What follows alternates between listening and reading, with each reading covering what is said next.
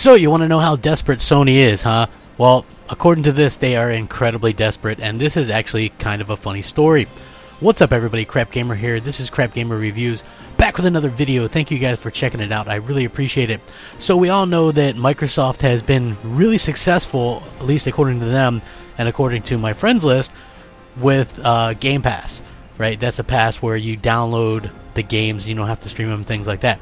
We also know that PlayStation Now is nowhere near as successful and actually could be considered to this point very much a flop. I don't know anybody that uses the service.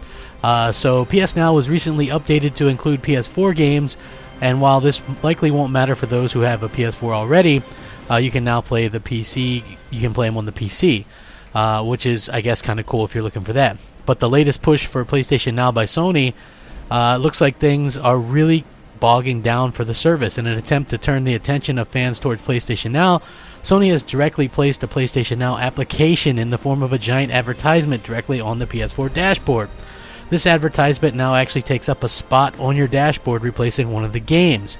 So this is an incredibly intrusive thing. Like, you don't even have to click to allow it or anything. It just does it and then replaces one of your games with it. Now, the good news here is that you can actually delete this, but wow, how bad must this thing actually be doing for Sony to just like install it on there like it's some kind of bad app or some kind of malware or something? Like, to me, this really speaks about how poorly this thing is doing on the PlayStation 4, and it also says, you know, hey, we should actually push this on people and shove it down their throat so they'll maybe possibly use it. The thing is this, right? Netflix is a good thing. I think we can all agree that Netflix is a good thing. We like Netflix. But I think gamers feel a little bit differently when it comes to having something you have to interact with there being input lag and things like that. And so I just think gamers in general don't like the idea of streaming their games. And this is really a sad state of affairs for Sony to kind of sink this low to put this right, replace one of your games with this.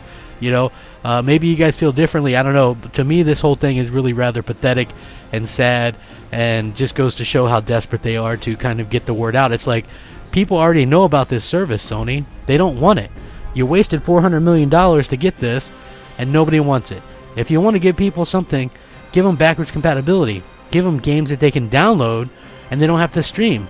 That's what people want. They don't want to sit there and stream stuff over their internet. That doesn't work well for games, and you know it doesn't. I'm sorry you wasted $400 million, but hey, them's the breaks. You know, like, you live, you learn. And at the end of the day, looks like Sony isn't really learning. So anyway, I would really love your guys' opinion on this. I will link this article that talks about this and shows this in the description so you guys can check it out. Pretty sad for Sony, in my opinion, but what's your take? Sound off, rate, comment, subscribe. Rack 'em up. Thanks for watching. Have a good night. Crapgamer out.